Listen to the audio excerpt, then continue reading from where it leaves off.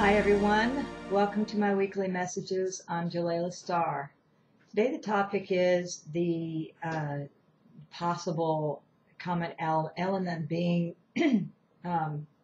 Nibiru, and also an update on whether the earthquake in Japan was caused by HAARP versus just natural cyclical changes in our solar system.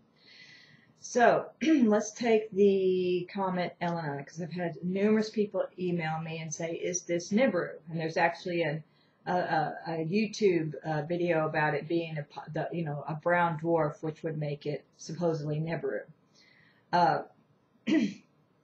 Like the Nibiruan said, when they gave me the information that I put in the previous message regarding, I think it was Japan and the two suns, it is not Nibiru. Elenin is not Nibiru.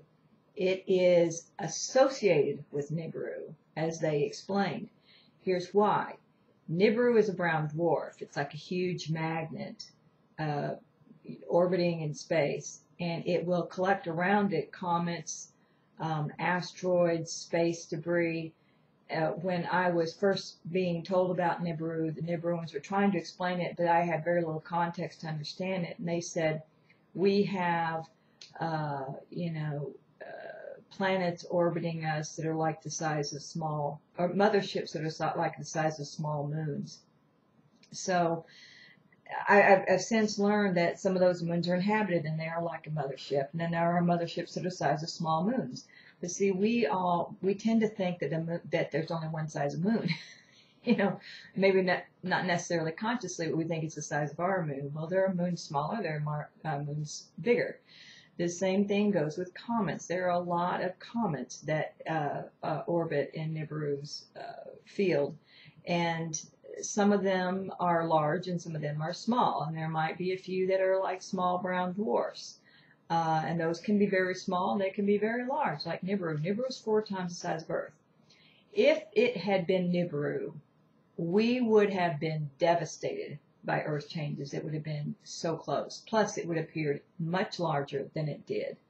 So that is not Nibiru. What I am getting is that is one of the comets that always precedes Nibiru.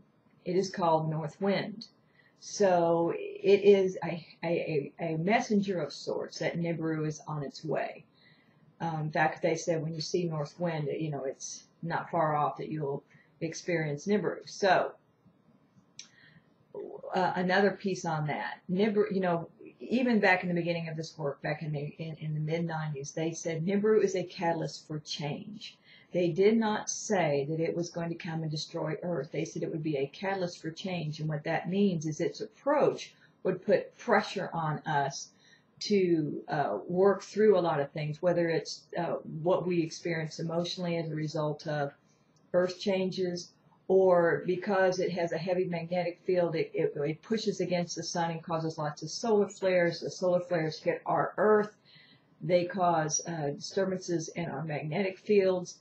That also kind of shakes us up. It can shake us up in a good way. It can awaken us. It can cause us to do emotional clearing. So it can be a positive catalyst for change. But change isn't always easy. It is uncomfortable because it's saying, hey, you need to grow here. And growing doesn't come by, it doesn't come through osmosis. You have to do it consciously to really get the full benefits of it. But I'm not going to go into all that right now. Let's move on to the final thing. Was the earthquake in Japan caused by HAARP? There is a lot of information out there, verifiable information, that corroborates that possibility. But here's the thing. It doesn't matter whether it was HAARP. It doesn't matter whether it was a weather war. It doesn't matter whether it's because the Japanese stopped giving money to the Rockefeller regime because it was the Rockefeller regime that loaned them the money after World War II to rebuild their nation. It doesn't matter.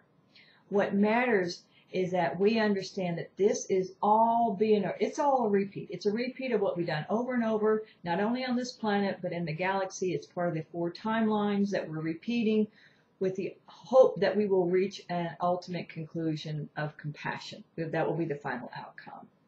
So when I asked the Nibiruans about that, they said, you know what, it's semantics. We're not getting into whether this guy did or that guy did it. It is a repeat. That's what you need to understand. Pull yourself out of 3D and look at this from a higher perspective. It is a repeat. And the goal is to achieve compassion. Obviously, there's an issue between the consciousness of the U.S., and if it was HAARP, and the consciousness of Japan that needs to be resolved. And you don't resolve something without pulling it out from under the rug, letting it, get in your face, and it becomes unpleasant, and you have to deal with it. I think that if we focus on looking for the value in all this, that we will achieve that result, and we will finally clear and heal that timeline event or series of events. The final thing is people are saying, well, the earthquake was caused by the comet Elenin. Well, it's very possible that did have some influence on it, no doubt.